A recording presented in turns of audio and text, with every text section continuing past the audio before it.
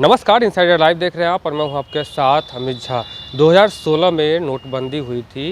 500 और 1000 रुपये के जो पुराने नोट थे वो बंद हो गए थे। उसके बाद 2000 का नोट जो है वो नया चालू किया गया था। उसके बाद से फिर लगातार देश में जो है बहुत लोग विरोध भी कर रहे थे इस नीति का, लेकिन एक बार फिर से कल यानी कि 19 मई को एक बार फिर से आरबीआई ने फैसला लिया है कि 2000 का जो नोट है वो 23 सितंबर तक ही वैध है। और उसके बाद इस मामले पे हमने बात किया राजद के एमएलसी और प्रवक्ता डॉक्टर अजय कुमार से।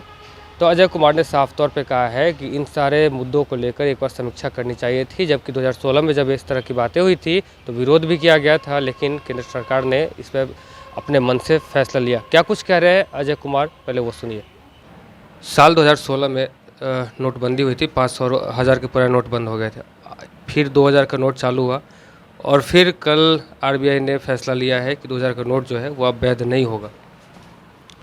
देखिए, नोटबंदी का जो फैसला है यह देश के आवाम के लिए दुर्भाग्यपूर्ण है। 2016 से हमें सीख लेनी चाहिए और इतिहास को भूलने वाले लोगों को इतिहास भुला देते हैं। 2016 में नोटबंदी का क्या परिणाम हुआ? क्या सकारात्मक परिणाम हुआ? पहले इसका मंथन होना चाहिए, इसकी समीक्षा होनी चाहिए थी, लेकिन दूसरी बार फिर से नोटबंदी की घोषणा हो रही है। ये दुर्भाग्यपूर्ण है और मैं ये कहना चाहता हूँ कि ऐसे निर्णय लेने वाले को इतिहास माफ़ नहीं करेगी।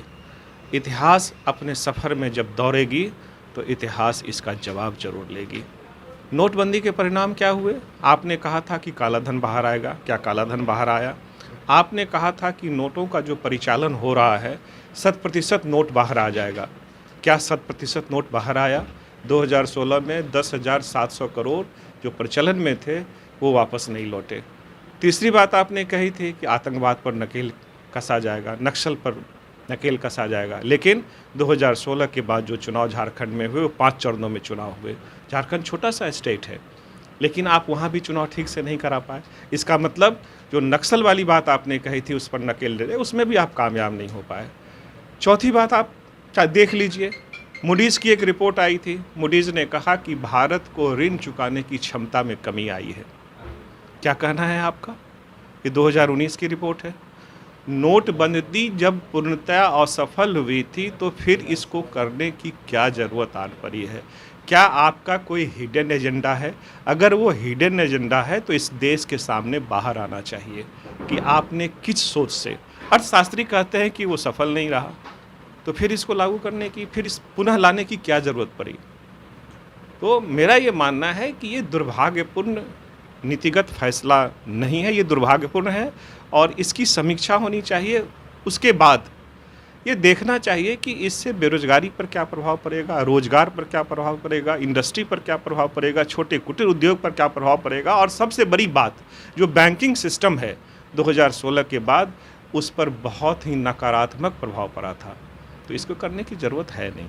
तो आपने साफ तौर पे सुना कि अजय कुमार का कहना है कि इस प्रकार का जो फैसला है वो पहले समीक्षा के होनी चाहिए थी इस पर, उसके बाद इस तरह का फैसला लेना चाहिए था। उन्होंने यह भी बताया कि जब नोटबंदी हुई थी उसके बाद देश की जो आर्थिक व्यवस्था है वो भी ढीला पड़ गया था। मोदी ने कहा था कि काला धन वापस लाएंगे, आतंकवाद पे भी हम लोग वार करेंगे, लेकिन ऐसा कुछ हुआ नहीं। कहाँ गया काला धन? उसके बाद उन्होंने तेजस्वी यादव और नीतीश कुमार के कर्नाटक दौरे को लेकर भी कहा है। उन्होंने कहा है कि वो शपथ ग्रहण में शामिल होने गए हैं, बहुत सौभाग्य की बात है।